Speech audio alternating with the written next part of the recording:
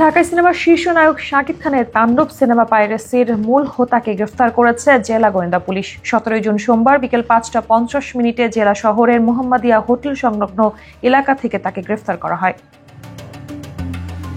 গ্রেফতার ব্যক্তির নাম টিপু সুলতান। নোয়াখালীর বেগমগঞ্জ উপজেলার জিরতলী ইউনিয়নের 4 নং ওয়ার্ডের কালিকাপুর গ্রামের খলিলুর রহমানের ছেলে টিপু।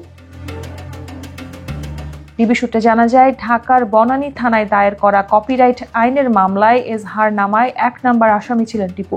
গোপন সংবাদের ভিত্তিতে ডিবি পুলিশ অভিযান চালিয়ে তাকে গ্রেফতার করে।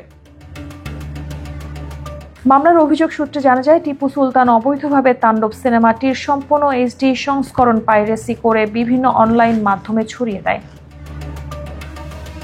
জেলা গোয়েন্দা শাখার ভারপ্রাপ্ত কর্মকর্তা মোহাম্মদ আশরাফ উদ্দিন বলেন, জেলা গোয়েন্দা শাখার বিশেষ অভিযানে টিপু সুলতানকে গ্রেফতার করা হয়। কপিরাইট লঙ্ঘন করে দেশের চলচ্চিত্র শিল্পকে ধ্বংসের মুখে ঠেলে দেওয়ার যে কোনো অপচেষ্টা প্রতিহত করতে ডিবি সর্বদা তৎপর। নোয়াখালীর অতিরিক্ত পুলিশ সুপার মোহাম্মদ ইব্রাহিম বলেন, পাইরেসির কথা টিপু সুলতান নিজ মুখে স্বীকার করেছে। এটি একটি চক্র।